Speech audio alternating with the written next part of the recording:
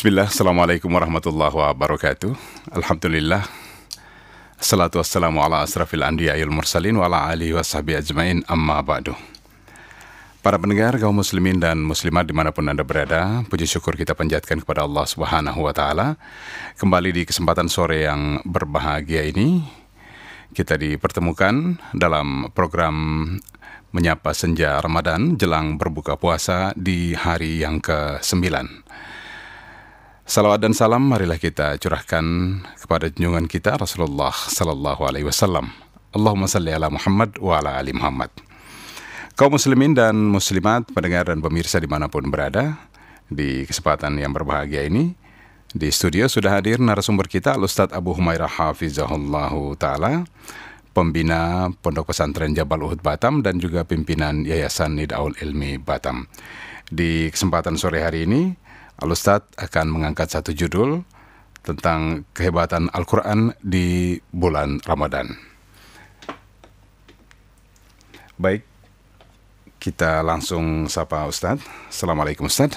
Waalaikumsalam warahmatullahi wabarakatuh. Ya, semoga sehat selalu Ustadz ya. Baik, kaum muslimin dan muslimat dimanapun Anda berada, kita langsung saja mengikuti materi oleh Al-Ustadz, dan insya Allah jika Anda ingin bergabung, Anda boleh menghubungi kami di 0811 777 0106 dan juga bisa mengirimkan pertanyaan Anda ke 081 808 108 106. Baik, kita ikuti kajian jelang berbuka puasa oleh Al-Ustadz Abu Humairah Hafizahullahu Ta'ala. Tafadhal Ustadz. Iya. Bismillahirrahmanirrahim. Assalamualaikum warahmatullahi wabarakatuh. Alhamdulillah. Alhamdulillahilladzi hadana lihadza wa ma kunna linahtadiya laula an hadanallah. Asyhadu an la ilaha illallah wahdahu rabbil syarika lah. Wa asyhadu anna Muhammadan abduhu wa rasuluhu alladzi la nabiyya ba'dah. Amma ba'du. Ma'asyiral muslimin, para pemirsa dan para pendengar radio yang kita cintai bersama, Radio Hang. Alhamdulillah, di sore menjelang berbuka ini kita bisa kembali bermajelis ilmu walaupun lewat udara. Salawat dan salam tak lupa kita aturkan kepada Nabi kita, Nabi besar Muhammad sallallahu alaihi wa ala alihi wasallam. Tema yang kita angkat adalah kehebatan Al-Quran di bulan Ramadan. Ma'asyiral muslimin yang dimuliakan Allah Azza wa Jalla. Kenapa saya beri judul kehebatan Al-Quran di bulan Ramadan? Karena memang Al-Quran itu turun di bulan Ramadan. Allah subhanahu wa ta'ala berfirman, Syahrul Ramadan alladhi unzila fihi al-Quran huda linnasi wa bayyinati minal huda wal furqan. Bulan Ramadan adalah bulan diturunkan padanya Al-Quran sebagai petunjuk bagi manusia dan keterangan dari petunjuk itu untuk manusia itu sendiri. Maka di sini Allah Subhanahu wa taala menjelaskan bahwa turunnya Al-Qur'an itu di bulan Ramadan.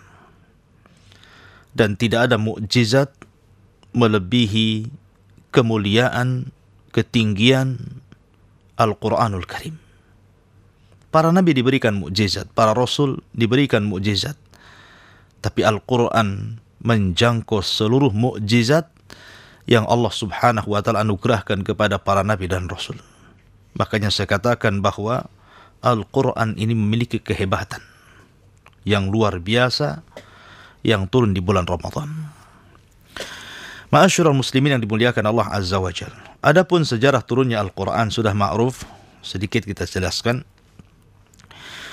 bahwa Allah Subhanahu wa taala ketika menciptakan qalam, menciptakan pena, maka Allah Subhanahu wa taala berfirman kepada pena, uktub kulla syai'in, catatlah segala sesuatu yang akan berlaku di alam semesta ini.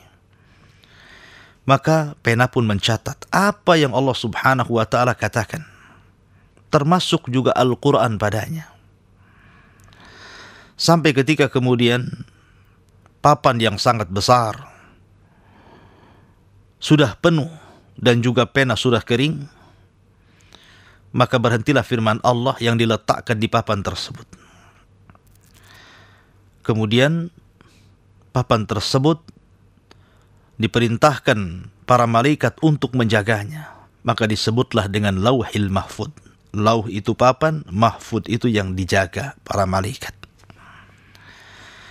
Maka apapun yang dicatat dalam Lauhil Mahfud pasti akan berlaku sesuai dengan catatan Allah Subhanahu wa ta'ala yang akan berlaku di alam semesta ini. Baru 50.000 tahun setelahnya Allah Subhanahu wa ta'ala menciptakan langit dan bumi. Ma'asyiral muslimin yang dimuliakan Allah Azza wa Jalla, ketika Allah Subhanahu wa ta'ala kemudian menurunkan satu persatu kitab samawat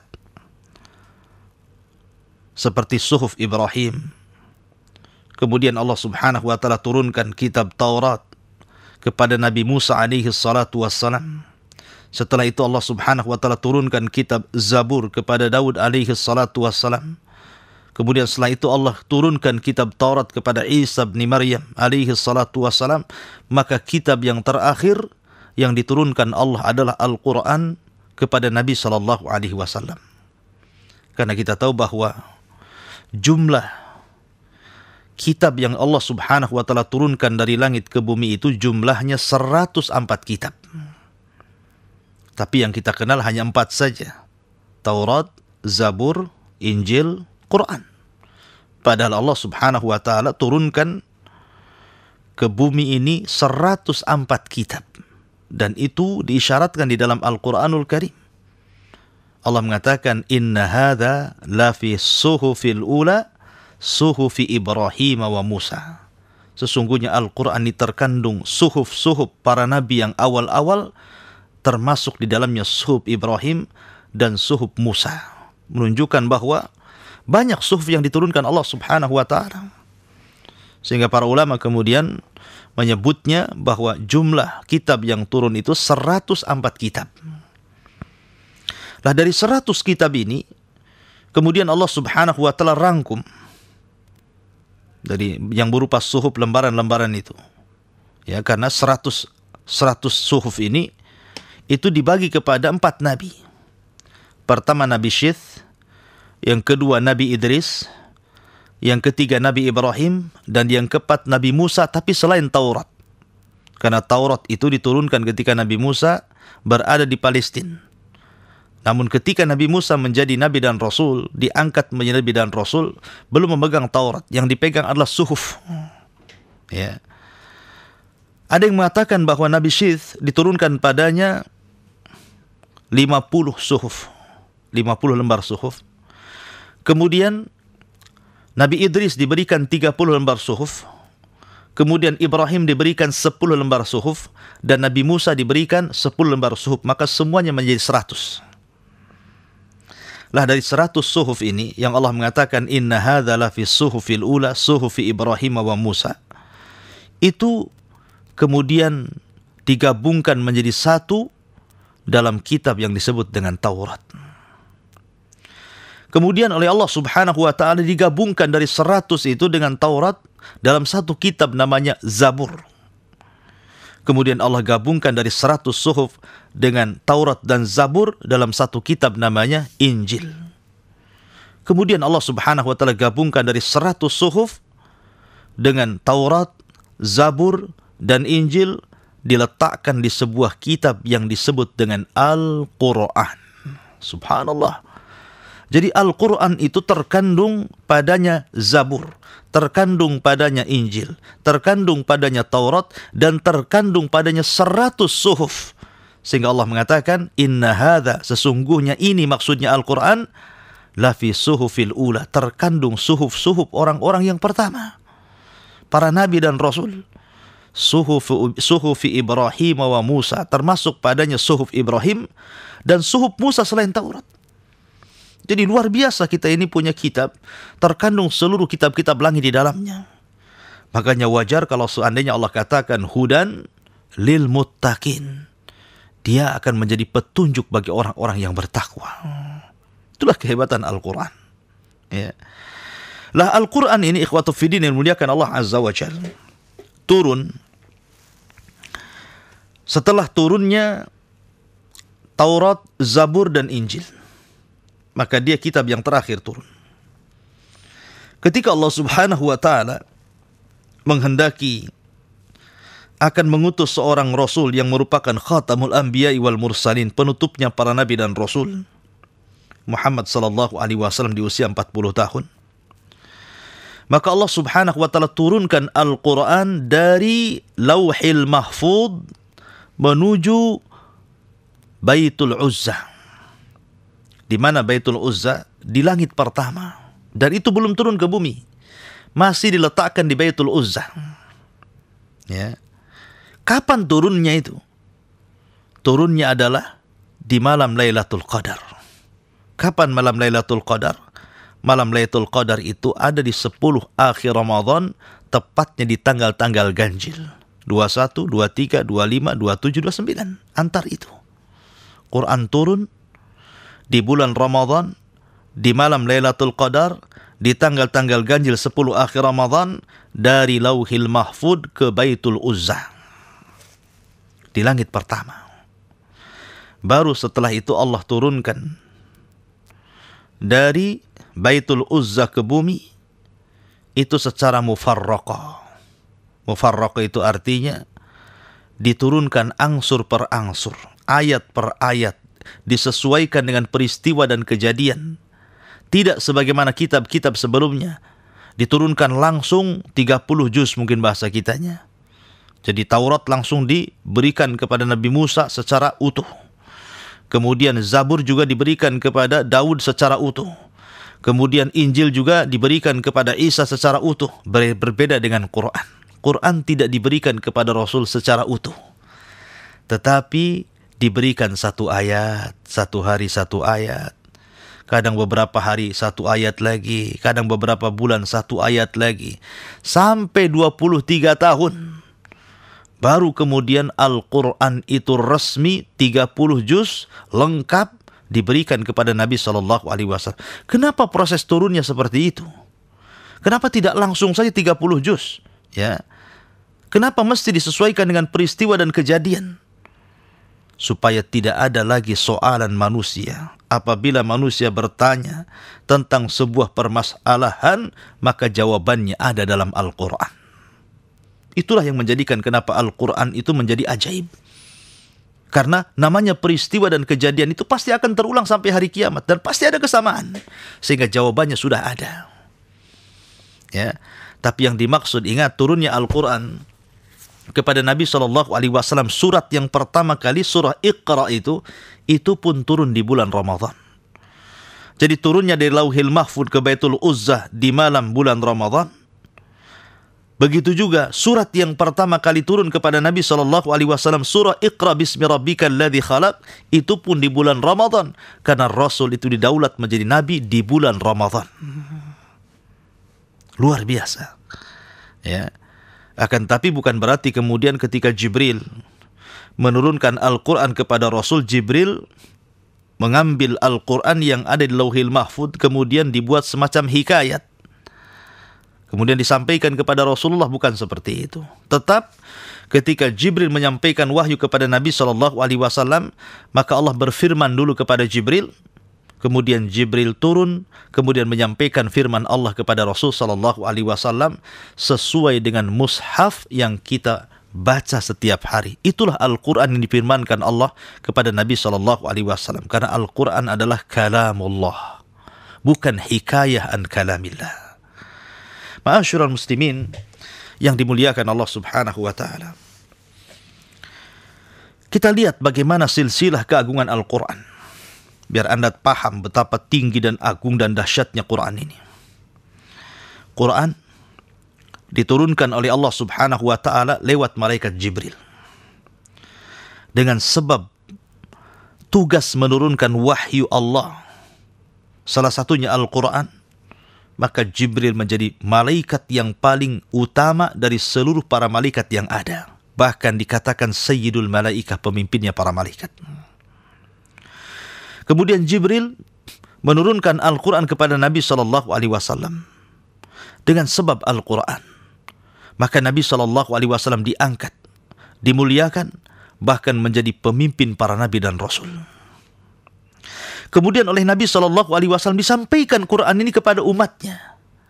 Maka umat Nabi SAW menjadi pemimpin umat-umat. Kuntum khaira ummatin ukhrijat linnas.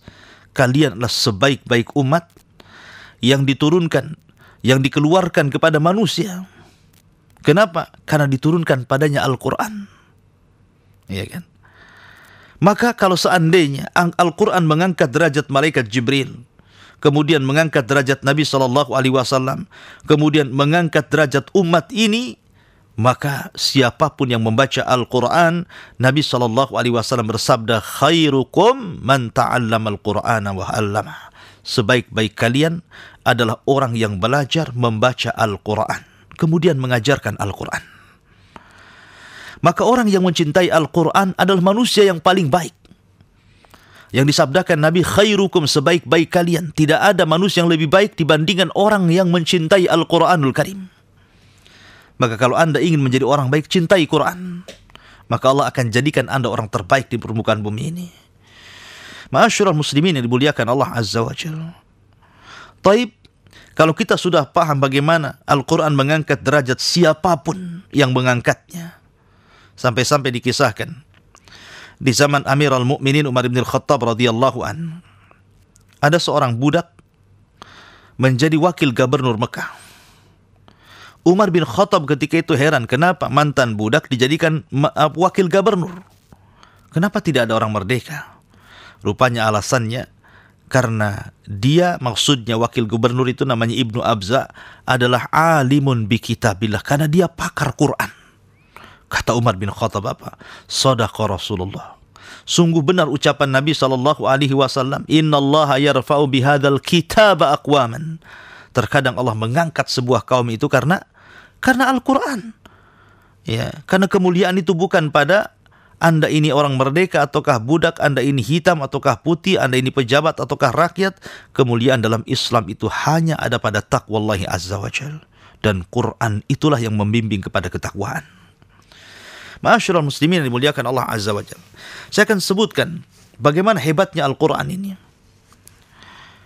Ketika kaum muslimin hijrah dari Mekah menuju Habasyah, dan itu hijrah pertama.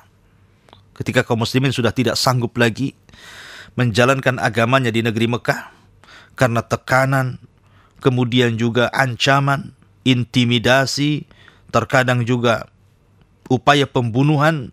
Dan itu berlaku sampai kepada pembunuhan. Seperti yang dilakukan oleh Abu Jahal kepada keluarga Ammar ibn Yasir. Dibantai satu keluarga kecuali Ammar. Ya kan? Maka melihat memang para sahabat sudah tidak bisa lagi menyembah Allah Subhanahu wa ta'ala dengan cara damai, dengan cara tenang. Akhirnya kemudian Nabi SAW menganjurkan mereka untuk hijrah ke Habasyah pertama. Kenapa tujuannya Habasyah, Ethiopia? Karena ada yang menjadi latar belakang alasan Rasulullah. Apa kata Rasulullah? Karena di Habasyah itu ada malikun adil, lam yadlim ahadan. Ada seorang raja yang adil, yang tidak pernah berbuat zalim sedikit pun pada rakyatnya. Pergilah kalian. Maka berangkatlah rombongan belasan orang ketika itu bersama pasangan-pasangan mereka, diantaranya Ummu Salamah, Abu Salamah, Utsman bin Affan, Ruqayyah, kemudian juga Hamzah, Abbas, dan beberapa sahabat yang lainnya ikut dalam hijrah ini. Subhanallah. Ketika mereka mendapatkan ketenangan, sudah mendapatkan ketenangan di Habasyah, memang betul-betul dia dilindungi. Walaupun Habasyah kala itu negeri Nasrani, memang mayoritas Nasrani, tapi karena rajanya adil, mereka tidak disakiti. Mereka bisa beribadah sesuai dengan kehendak mereka. Kaum muslimin yang ada di Habasyah itu diberikan keleluasan untuk beribadah. Rupanya orang-orang musyrik Arab ini tidak terima. Dikhawatirkan berkembang Islam di Ethiopia. Diutusnya kepada Raja Abraha, Raja Habasha, ketika itu namanya Ashamah ibn Afjur, yang dikenal dengan Najasyi, itu kebetulan dia kenal dekat dengan Amr bin Ash, dengan Abu Sufyan, dan itu para pedagang hebat, orang-orang yang ma'ruf, orang-orang kaya di zaman itu, dan dekat dengan raja-raja, ya kan? Dan mereka masih musyrik, belum masuk Islam lagi Amr bin As dan juga Abu Sufyan ketika itu. Diutus oleh orang-orang Quraisy itu untuk mempengaruhi Raja Najasyi agar mengembalikan orang-orang Mekah ini ke Mekah kembali. Sampai akhirnya terjadi dialog. Disinilah muncul kehebatan Al-Quran. Ya. Ketika kemudian Raja Najasyi ini dihadapkan dengan kaum muslimin dan juga utusan dari orang-orang Quraisy, kemudian terjadi dialog sampai akhirnya salah seorang sahabat Nabi SAW membacakan surah Maryam di hadapan Ashamah bin Afjur dengan sangat fasihnya, dengan sangat lantangnya. Subhanallah.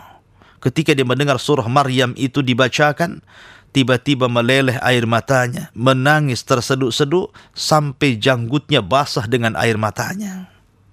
Karena Najasyi itu ma'ruf, raja yang taat. Ya. Dan dia membenarkan ucapan Al-Quranul Karim. Akhirnya dengan diam-diam dia pun masuk Islam. Subhanallah. Ya. Padahal Ethiopia itu semuanya Nasrani. Semuanya Nasrani. Tidak ada orang Muslim. Kecuali para sahabat yang hijrah saja, itulah yang Muslim. Tapi ketika didengarkan bacaan surah Maryam, Raja Najasyi, Raja Ethiopia ini, Ashamah ibn Afjur ini, langsung beriman. Subhanallah. Langsung dapat hidayah. Tapi dia sembunyikan keimanannya. Sampai dia meninggal dunia, maka dia dinyatakan mati muslim. Makanya ketika Raja Najasyi meninggal dunia, Nabi SAW memerintahkan seluruh penduduk Mekah untuk salat gaib. Kenapa? Karena memang dia belum disolatkan. Tidak ada satupun muslim di Habasyah. Tapi lihat, satu dunia, orang nomor satu Habasyah dapat hidayah masuk Islam, walaupun dia sembunyikan keislamannya. Ketika dia pertama mendengar surah Maryam yang dibacakan sahabat Nabi SAW. Itulah kehebatan Al-Quran. Ya, jangankan lagi orang yang paham seperti Raja Najasyi ini paham isi daripada apa yang dibacakan oleh sahabat ini. Yang tidak paham saja terkadang Al-Quran itu menjadi hidayah. Berapa banyak orang-orang yang kemudian mendengar Al-Quran hanya mendengar saja. Orang yang membacanya indah, membacanya kalem, membacanya tertarik gitu kan. Rupanya dia bisa menangis dengan mendengar Al-Quran, tiba-tiba ingin masuk Islam. Betapa banyak. Ya, karena Quran itu bukan buatan manusia. Quran itu buatan Allah Azza wa Jalla. Dia kalamullah, afwan. Quran itu kalamullah, ucapan Allah, bukan ucapan manusia. Ada sebuah kisah yang menarik. Di zaman sahabat Nabi SAW, ada seorang sahabat yang bernama Usaid ibn Hudhair. Usaid ibn Hudhair. Dia pun masuk Islam gara-gara ketika itu dia mendengar As'ad ibn Zurarah membacakan ayat Al-Quran. Kemudian akhirnya dia perhatikan bacaan-bacaan As'ad ibn Zurarah ini. Masuk pula kemudian ke hatinya Usaid ibn Hudhair. Sebab itulah dia masuk Islam. Sebab mendengar bacaan As'ad ibn Zurarah membaca Al-Quran, sebab itu Usaid ibn Hudhair masuk Islam. Ya, karena dia mendengar Quran sama dengan Umar bin Khattab. Ya, ketika dia membaca Al-Quran kemudian dibaca surah Thaha, rupanya masuk pula hidayah ke dalam hatinya. Belakangan itu pula yang menyebabkan Umar masuk Islam. Sama dengan juga Zubair ibn Mut'im. Dia sudah berangkat menghadap Rasul, hendak membunuh Rasulullah. Pedang sudah dihunus. Nabi SAW sedang sholat maghrib, orang sholat tidak bawa senjata. Ini kesempatan sebenarnya. Tapi Zubair bin Mut'im ini penasaran apa yang dibaca si Muhammad itu. Didengerin. Rupanya Nabi SAW membaca Al-Quran, surah Thaha. Ya, membaca Al-Quran, surah Thaha. Sampai kemudian didengerin. Akhirnya ketika sampai kepada ayat yang menyinggung berhala-berhalanya, Apa katanya Zubair bin Mut'im ini? Kada qalbi an yatir, hampir-hampir hatiku terbang. Disitulah hidayah masuk, disarungkan kembali pedangnya, menghadap Rasulullah, kemudian mengatakan, Asyhadu an la ilaha illallah, wa asyhadu anna Muhammadar Rasulullah. Begitulah Al-Quran. Lah Usaid bin Khudair itu masuk Islam karena mendengarkan Al-Quran dari As'ad bin Zurarah. Akhirnya, setelah itu dia dicintakan dengan Quran. Betul-betul dicintakan dengan Quran. Akhirnya dia pun berusaha menghafal Quran, kemudian menguasai Al-Quran, sehingga dia pun salah satu sahabat yang pakar dengan Quran. Usaid bin Khudair ini. Suatu malam, Usaid bin Khudair ini sedang sholat malam. Kemudian, karena dia tidak sholat malam dalam rumahnya, dia dekat dengan kandang kuda. Dia melihat anaknya sedang tertidur dekat dengan kandang kuda. Kemudian dia sholat agak jauh dari situ. Kemudian dia bacalah surah Al-Kahfi dalam sholatnya itu. Dalam sholat tahajudnya itu. Ketika dia membaca surah Al-Kahfi, rupanya ada kejadian aneh. Ketika dia membaca surah Al-Kahfi itu, tiba-tiba awan itu dari langit mendekati dia, hampir di atas kepalanya. Coba Anda bisa bayangkan, awan itu kan tinggi tuh. Kalau kita naik pesawat terbang itu gitu ya, baru kita tahu kita berada di atas awan itu. Ya. Jadi ketika Usaid ibn Khudair ini membaca surah Al-Kahfi ini, tiba-tiba awan itu mendekat dia. Dari atas itu turun, mendekat, sampai kemudian berada beberapa meter di atas kepalanya. Ini kuda yang sedang ditambat ini mungkin ketakutan. Akhirnya dia berusaha untuk lari. Semakin kemudian Usaid membaca Quran, semakin merontak kuda ini hendak lari. Akhirnya Usaid pun dalam hatinya berpikir, ada apa ini? Ini kalau saya tidak hentikan, maka anak saya dalam bahaya karena dia dekat kuda, masalahnya bisa saja terinjak. Ya. Tetapi setiap Usaid bin Khudair kemudian berhenti tidak baca Quran, kemudian kuda itu juga kemudian berhenti. Tapi ketika dia baca lagi, kuda ini meringkik lagi dan hendak pergi. Rupanya Usaid bin Khudair keesokan harinya coba kemudian mendatangi Nabi SAW, bertanya, ada apa ini sebenarnya? Kejadian apa ini gitu? Peristiwa yang seperti ini apa hikmahnya? Maka Nabi SAW menjelaskan, ya, tilkal malaikatu danat li sautika ya Khudair, walau qara'ta la asbahta yanzurun nas ilaiha la tatawara minhum. Apa kata Rasulullah? Wahai Usaid, sesungguhnya malaikat sedang mendekat dengan suaramu. Kenapa awan itu terus mendekat? Di situ ada para malaikat yang suka dengan suaramu. Dia terus mendekat kepadamu.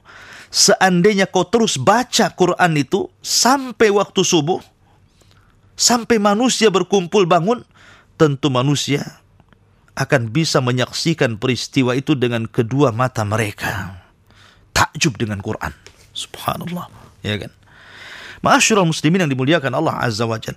Lah, karena Quran itu sedemikian hebatnya, sedemikian luar biasanya, makanya kenapa Al-Quran itu dijadikan oleh para salafun saleh, ya, menjadi prioritas utama yang dibaca di bulan Ramadan.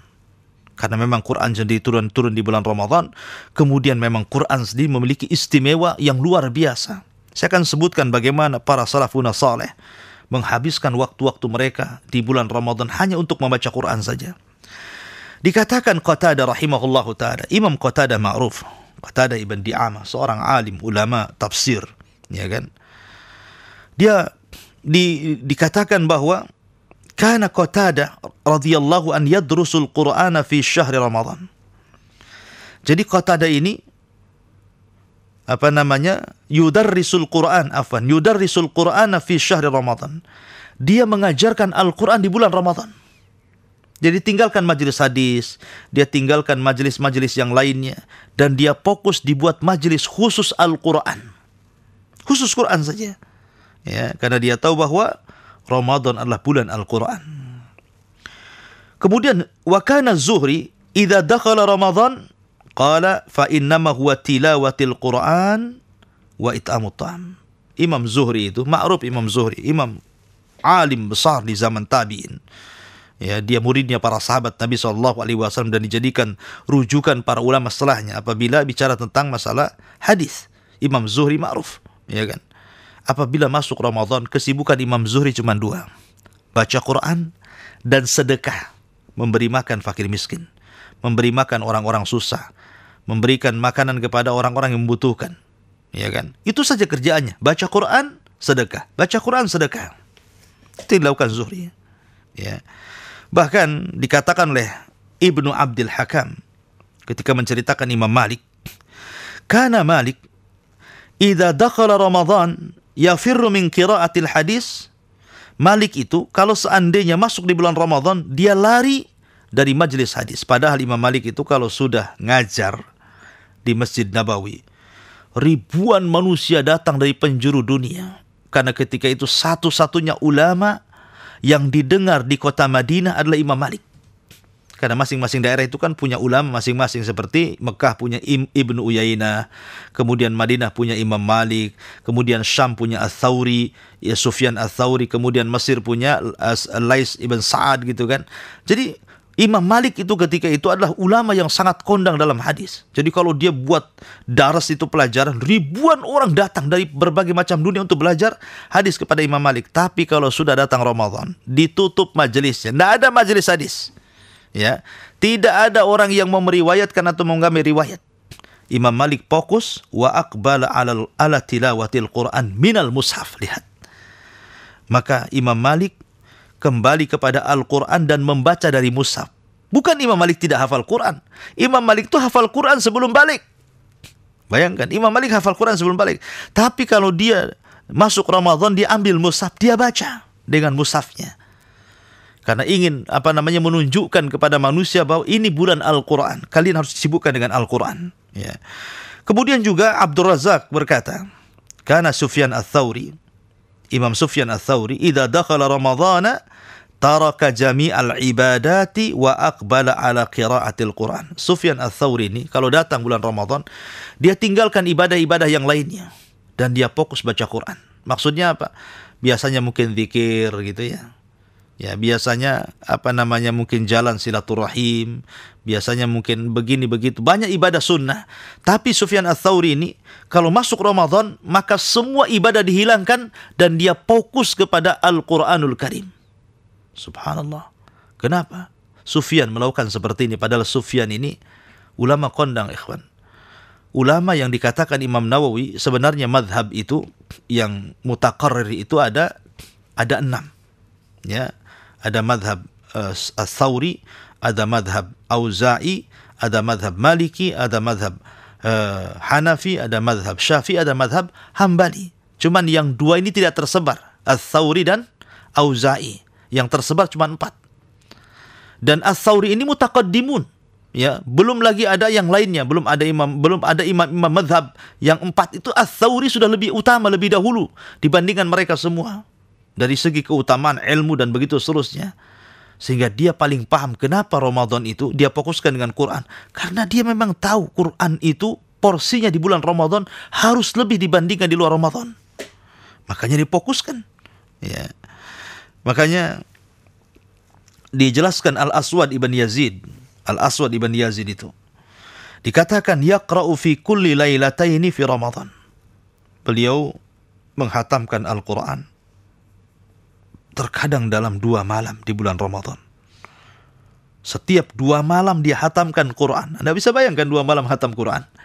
Berarti kalau 1 bulan 15 kali dia hatam. Karena 2 malam 1 kali hatam. Pertanyaannya, Anda hatam berapa kali? Hatam juz 30 atau 30 juz? Kita tidak tahu, ya kan? Atau juz 30 saja tidak. Na'udzubillah, ya kan?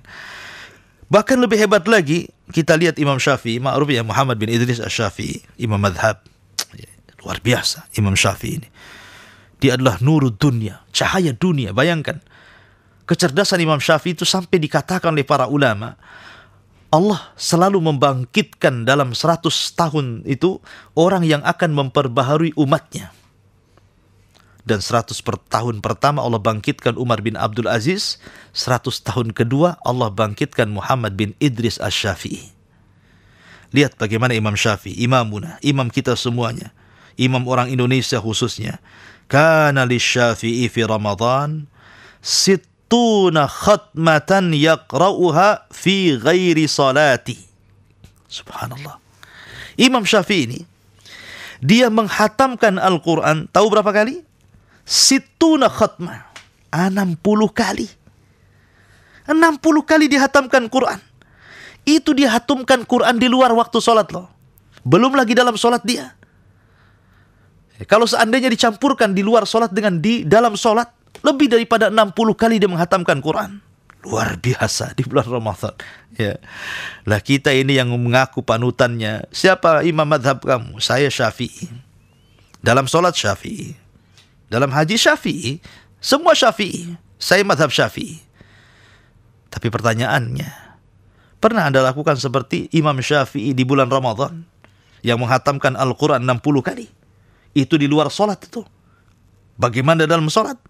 Jadi persis seperti Abu Hanifah juga sama. Apalagi Abu Hanifah lebih hebat lagi karena Abu Hanifah itu dikenal di antara 4 ulama yang setiap malam menghatamkan Quran dalam sholat malam, itu salah satunya Abu Hanifah. Wah, luar biasa Abu Hanifah. Luar biasa lagi. Ya. Dan kita nanti ceritakan bagaimana kisah Abu Hanifah yang menakjubkan soal ta'zim beliau kepada Al-Quranul Karim. Bahkan dijelaskan oleh Imam Ibn Sirin bahwa Tamim Ad-Dari kana yaqra'ul Quran fi rak'atin. Bahwa Tamim Ad-Dari itu pernah menghatamkan Al-Quran dalam 1 rakaat witir. Persis seperti Utsman bin Affan radhiyallahu an. Dia menghatamkan Quran dalam salat witir. Jadi salat witir 1 rakaat, baca Fatihah, langsung mulai Al-Baqarah sampai Qul a'udzu birabbin nas. Bayangkan itu. Ya kan? 30 juz dibaca, baru ruku. Sedemikian itulah salafun salih, ikhwan. Ya. Intinya bahwa kalau kita melihat bagaimana kisah-kisah para ulama salaf, ta'zim mereka terhadap Al-Quran di bulan Ramadan luar biasa ya. Karena Al-Quran itu memiliki keajaiban di bulan Ramadan. Wallahu a'lam bishawab. Ini yang bisa sampaikan. Masih panjang pembahasan, akan tapi karena juga waktu, ya ada sesi tanya jawab. Saya kembalikan ke moderator, falyatafadhal mashkura. Baik, pendengar dan pemirsa kaum muslimin dan muslimat dimanapun Anda berada di seluruh dunia, disilahkan untuk Anda yang ingin bertanya kepada Al-Ustadz seputar materi yang sudah beliau sampaikan tadi tentang kehebatan Al-Quran di bulan Ramadan. Anda bisa bergabung dengan kami menelpon secara langsung ke 0811 777 0106 atau juga bisa ke 081 808 108 106. Baik, Ustadz, sudah ada pertanyaan yang masuk dari Ibu Danu di Bengkong. Apakah membaca Al-Quran dengan menggunakan HP dapat pahalanya sama seperti membaca melalui mushaf ini, Ustaz? Mohon pencerahan. Ya, alhamdulillah. Apakah membaca Al-Quran menggunakan aplikasi yang ada di handphone sama keutamanya dengan mushaf? Pertama tentu beda hukum handphone dengan hukum mushaf. Kalau Anda bawa mushaf ke kamar mandi nggak boleh. Tapi membawa handphone ke kamar mandi walaupun ada aplikasi Quran di dalamnya, asal jangan diklik, dikeluarkan saja tersembunyi karena takut handphonenya dicuri orang, masuk aja ke kamar mandi, boleh, tidak ada masalah. Ya, tapi jangan kemudian dikeluarkan aplikasinya. Dia keluar kalau diklik saja gitu kan. Maka secara hukum berbeda. Memegang mushaf bagi yang mewajibkan wudu dengan memegang HP tidak ada khilaf ulama. Nggak ada ulama khilaf. Ya, Syafi'i mewajibkan berwudu, megang HP gitu, nggak ada. HP nggak ada khilaf ulama masalah itu. HP ini barang baru. Tapi mushaf, ya, ada tersendiri hukumnya. Ada yang mewajibkan memegang bagi orang-orang yang tidak punya hadas, yang suci dari hadas. Ada juga yang berpendapat boleh dipegang walaupun dia punya hadas. Tapi jadi ranah perselisihan ulama. Tapi handphone kan tidak ada ranah perselisihan ulama di sini. Karena ini perkara mubah, ya kan. Handphone ini bisa jadi wajib, bisa jadi sunnah, bisa jadi haram, bisa jadi makruh, bisa jadi mubah, mengikuti ahkam taklifi namanya, mengikuti 5 hukum taklif. Handphone nih mau dibawa kemana? Ya, bisa jadi wajib, bisa jadi sunnah, bisa jadi haram, bisa jadi makruh, bisa jadi mubah. Ya, kalau digunakan untuk membaca Quran, bisa jadi sunnah, baca Quran akhirnya. Apalagi tidak punya mushaf, ya kan? Itu satu. Yang kedua, secara pengaruh baca Quran itu akan berbeda. Kalau ketika kita membaca Quran dari mushaf, saya yakin tidak ada satupun SMS yang masuk ke mushaf tuh. Nggak mungkin ada SMS masuk ke mushaf tiba-tiba kring kring kring gitu kan, nggak ada. Tapi kalau pakai HP pasti ada. Orang SMS, orang WA, macam-macam kan namanya.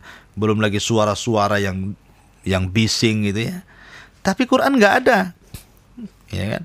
Maka secara kehusyuan pun berbeda, ya, karena tidak ada yang mengganggunya. Kalau handphone kan ada yang mengganggu dia.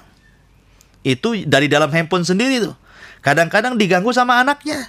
Anaknya kan suka handphone tuh kadang-kadang ya. Rebutan sama emaknya. Emaknya lagi baca lagi dengan Quran di handphone. Anaknya pula datang ingin main game. Nah ini kan bahaya, ya kan? Jadi sebaiknya saya sarankan di bulan Ramadan, tinggalkan handphone. Tinggalkan handphone. Ambil mushaf. Ya, supaya lebih fokus lagi kita ini membaca Quran. Lebih fokus.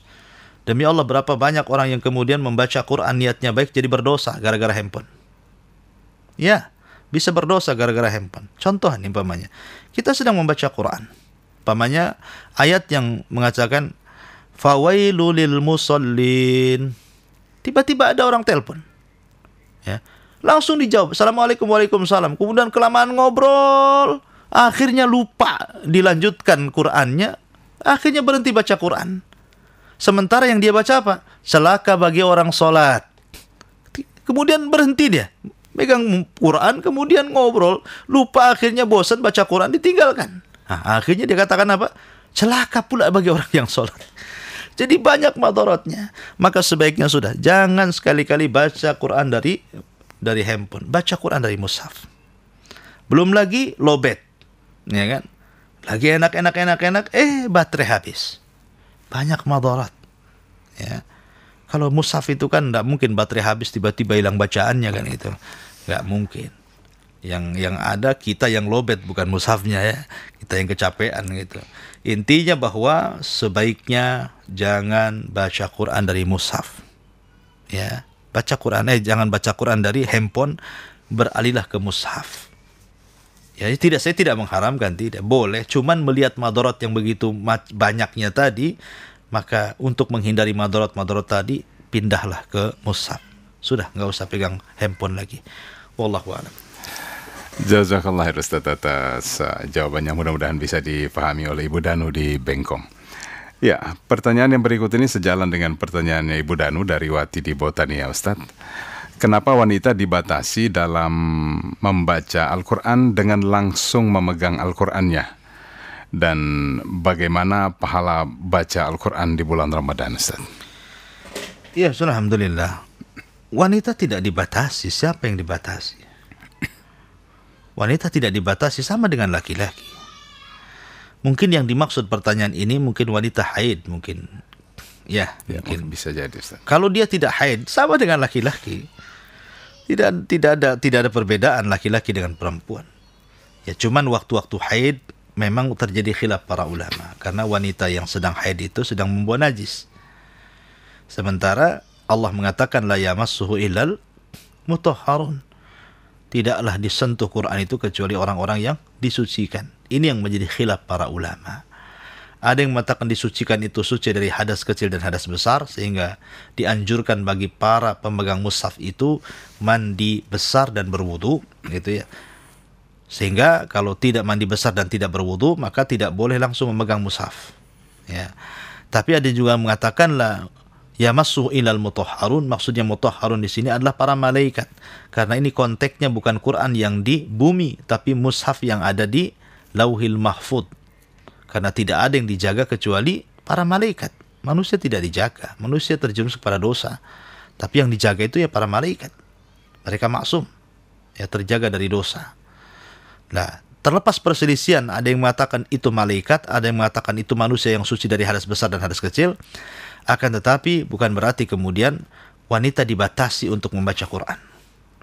Wanita tetap bisa membaca Quran dengan cara tidak menyentuh. Dia bisa baca juga dengan cara tidak menyentuh secara langsung, gitu kan? Kan bisa, ya, tidak menyentuh secara langsung. Umpamanya Al-Qur'annya diletakkan di meja, gitu kan, di tempatnya, kemudian ibu baca, setelah selesai, kemudian dibuat entah pakai lidi untuk membuka lembarannya. Saya kira ini bisa lah dilakukan, mana tidak bisa. Cuman orang yang malas saja yang nggak mau melakukan seperti itu. Ini bagi pendapat yang mengatakan bahwa yang dimaksud mutahharun di situ orang yang suci dari hadas besar dan hadas kecil. Tapi kalau dia kemudian berpendapat bahwa yang dimaksud di situ para malaikat, tidak ada masalah orang haid pegang mushaf. Kan ini kan masalah ranah para ulama khilaf. Ya, ada yang boleh kan, ada yang tidak, gitu ya. Walaupun yang kuat saya sendiri lebih baik ya kalau bisa orang haid itu tidak langsung bersentuhan, gitu ya. Akan tetapi yang jelas bahwa boleh dia bisa membaca Quran dari hafalannya. Ya kalau dia tidak mau menyentuh Al-Quran, bisa dia menghafal dengan hafalannya, membaca dengan hafalannya, dan boleh mengulang-ulang dari hafalannya. Dan tidak mengurangi pahala, karena tetap satu huruf dibaca 10 kali lipat kebaikan. Ya. Apalagi kalau membaca surah Qul huwallah, Al-Ikhlas, gitu kan. Itu kan sebanding dengan sepertiga Quran. Jadi kalau baca Qul huwallah 3 kali, sempurnalah Quran tuh kan. Nah, gitu. Jadi tidak ada batasan. Cuman mungkin batasannya hanya masalah menyentuh atau tidak menyentuh. Tapi baca Qurannya boleh. Walaupun Anda sedang haid, boleh baca Quran. Ya, cuman masalah menyentuh tidak menyentuh itunya saja yang jadi polemik para ulama. Wallahu a'lam. Ya, jazakallah khair Ustaz atas penjelasannya. Ini juga sudah menjawab pertanyaan dari Ummu Maryam di Singapura ini. Saya bacakan saja pertanyaannya. Ketika pada saat kita membaca Al-Quran dan ketika kita haid, apakah kita bisa melanjutkan bacaannya melalui aplikasi Al-Quran agar kita bisa menghatamkan ini, Ustaz? Mungkin bisa dijelaskan dikit, Ustaz. Iya. Alhamdulillah. Sekali lagi bahwa ini ranahnya ulama ya yang menjelaskan tentang khilaf orang yang haid itu, apakah kemudian boleh memegang mushaf ataukah tidak boleh memegang mushaf. Ini adalah khilaf dari para ulama. Ada yang mengatakan boleh, seperti Imam Ibnul Qayyim rahimahullah ta'ala. Dia mengatakan, menukilkan perkataan Imam Ibn Taimiyah rahimahullah ta'ala, laisa fi man ilhaid minal qiraati nususun sarihatun sahihatun.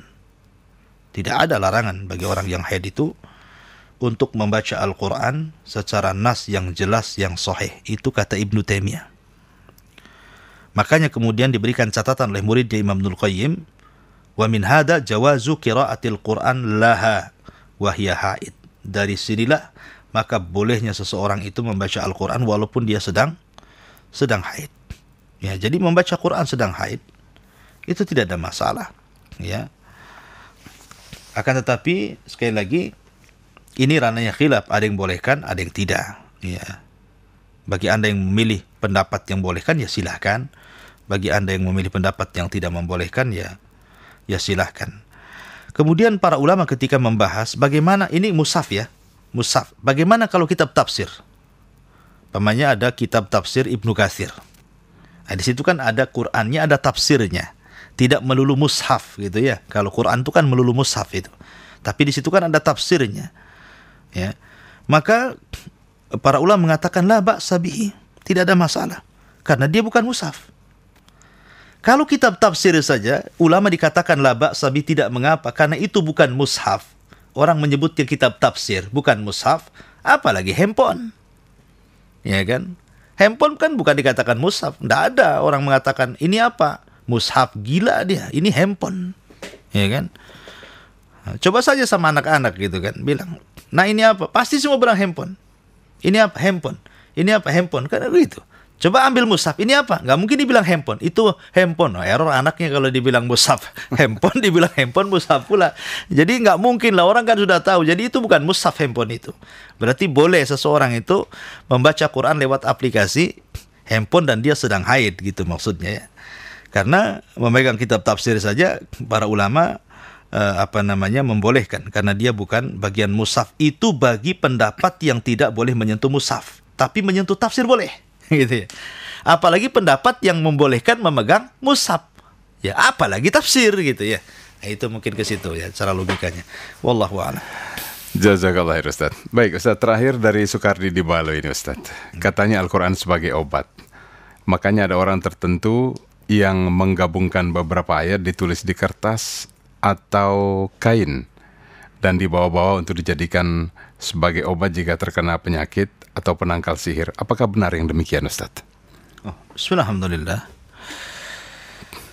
Menggantungkan Al-Quran sebagai obat ini menjadi ranah khilaf para ulama. Jadi kalau seseorang menulis Al-Quran kemudian diletakkan dalam gantungan semacam kaligrafi atau yang lainnya dengan tujuan untuk pengobatan, Al-Quran yang digantungkan, maka menjadi khilaf para ulama. Tetapi pendapat yang kuat, kata Abdullah bin Mas'ud radhiyallahu anhu, dan dia seorang sahabat Rasulullah dan juga sahabat yang lainnya, bahwa tidak boleh menggantungkan Al-Quran.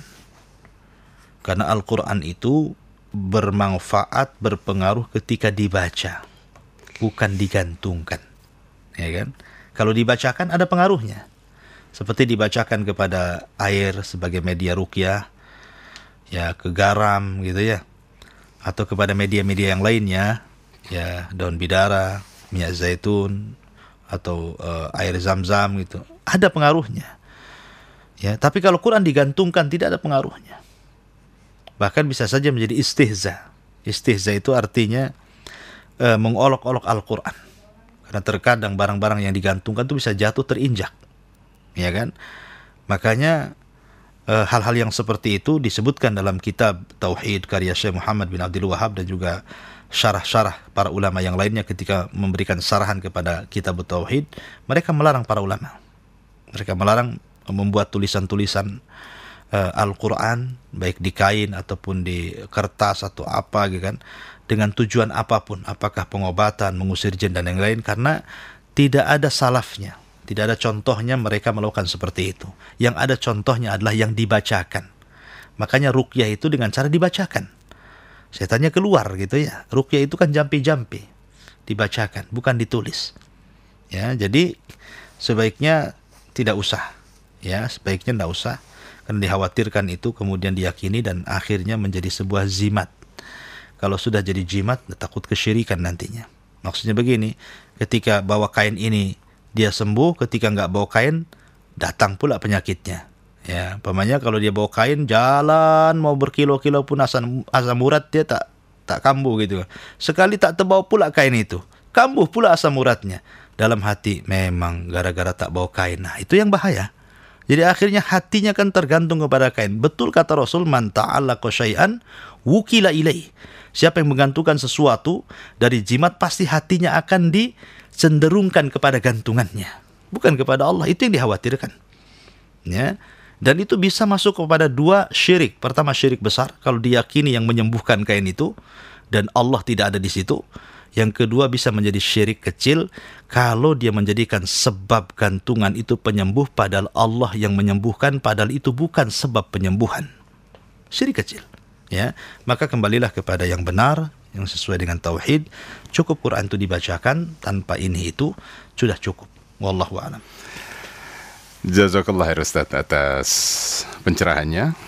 Banyak sekali ilmu yang bermanfaat disampaikan berkaitan dengan tema yang dijabarkan oleh Al-Ustaz tentang kehebatan Al-Quran di bulan Ramadan. Pendengar dan pemirsa kaum muslimin dan muslimat dimanapun Anda berada, semoga dengan nasihat-nasihat dari Al-Ustaz tadi membuat kita menjadi orang-orang yang cinta dengan Al-Quran dan terus membaca Al-Quran terutama di bulan Ramadan. Semoga kita bisa mendapatkan banyak manfaatnya. Sekali lagi, jazakallah khair Ustaz atas ilmu yang sudah disampaikan. Pendengar dan pemirsa, tuntas sudah program Menyapa Senja Ramadan, kajian jelang berbuka puasa bersama Al-Ustadz Abu Humairah Hafizahullahu Ta'ala, pembina Pondok Pesantren Jabal Uhud Batam dan juga pimpinan Yayasan Nidaul Ilmi Batam. Saya dan Al-Ustadz Abu Humairah serta seluruh rekan kerja yang bertugas mohon diri tetap semangat bersama media dakwah Islam Hang 106 FM Batam. Kita tutup dengan kafaratul majlis. Subhanakallahumma bihamdika asyhadu an la ilaha illa anta astaghfiruka wa atubu ilaik. Wassalamualaikum warahmatullahi wabarakatuh.